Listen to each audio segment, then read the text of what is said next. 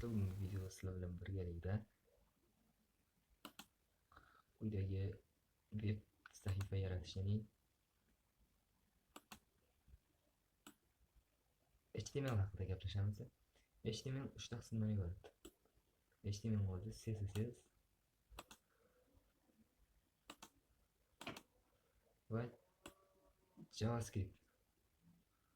Hozirdan sizlarga hammasini tushuntirib beraman. Bu yerda yozilgandek HTML bu tuzilmani suyagi, ya'ni suyaga deganimiz bu birorta uyni quradigan bo'lsak, o'sha uyning g'ishlari bu HTML deb ataladi va CSS bu dizayn uchun ishlaydi.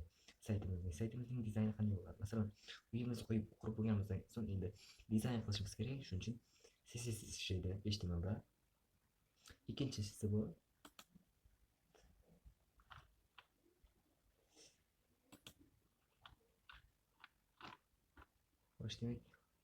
HTML va uchinchisi JavaScript. Saytga interaktiv qo'shadi. Masalan, uyni qurib bo'ldik, dizayn ham hammasi bo'lgandan so'ng uchinchisida montaj qiladi. Montajda masalan, birorta kulchat yerdan bosadigan bo'lsak, shu vazifani bajaradi. Masalan, HTML degan saytimizda birorta tugmani bosyapmiz, saytga so'rov boradi, API ni olyapti, shu kabi ishlarni JavaScript bajaradi. Demak, bugungi darsimizda backtype demak, taglardan iborat o'zi HTML. Masalan, backtype HTML qaranglar. Shu yerda ham taglar ishlayapti. Header inglizchadan olgan bo'lsak, bosh degani, title bu sahifaga nom kiritadi. Ya'ni title. Tepada Chrome brauzerda ko'radigan bo'lsak, title o'rniga qandaydir, masalan, kundalik.com, adobe.com shu kabi sahifalar nomlari chiqib turadi. P bu kichik, o'zgartirmagan holda matnni nimaga, ekranga, skringa chiqarish. H1 bu H1 stilda chiqaradi. Hozir shu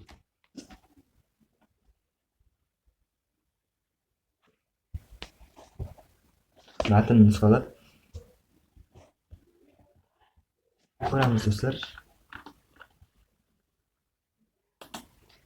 Demak, bizga HTML da running qilishimiz uchun albatta kerak bo'ladigan ilova bu quick edit ilovasi. Play Marketda yuklab olamiz ilovani.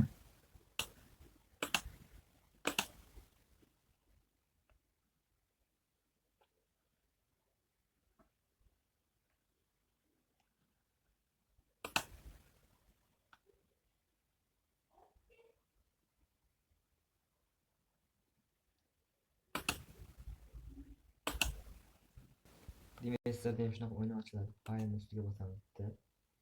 Next soatda saqlashni bosamiz. Kerak papkani tanlashimiz mumkin. Buni Androidni tanlaymiz. Shu joyda sifatda saqlashni yaratib olamiz. Va bu yerga nom kiritamiz. Nomiga deydim, masalan, sinov. Pastga tushirib tekst o'rniga shu yerga e'tibor bering.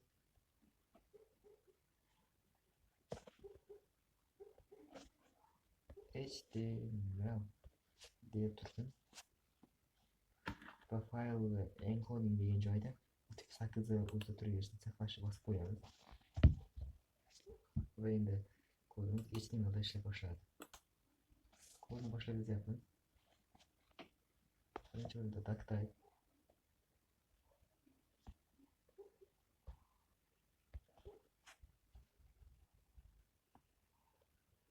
HTML tushiramiz va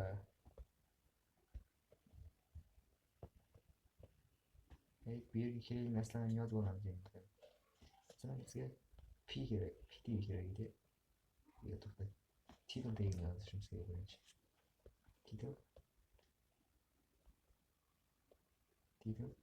Title sinov sahifa.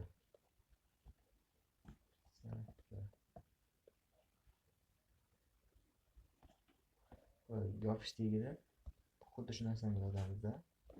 Matn yozganimizda faqat mana tegini yozganimiz uchun mana yopadigan belgini qo'yib qo'yamiz. Va tegini yopamiz. Va P minus H1 tag bilan yozib ko'ramiz. H1 mening sahifam. Sahifa demak Yopishtirib ph tugma yopamiz. Va bu yerdagi tugma bilan running qilib qo'yamiz, ishga tushiramiz kodni. Biroz kutamiz. Mana mening birinchi sahifam. Mana ekranga chiqib brauzerda ochib ko'ramiz endi buni.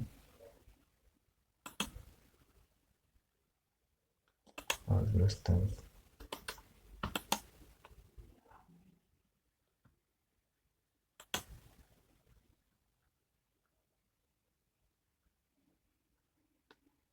Reklama kirib ketdi.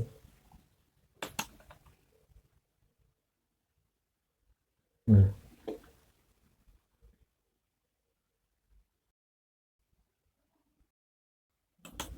mana sinov sahifa ikkita birdan ochib ketdi. Mana sinov sahifada boyagi yozgan titlimiz bu H1 tagi bilan yozgan matnimiz. Agarda shu yergacha videoni ko'rgan bo'lsangiz, bittagina like sizdan.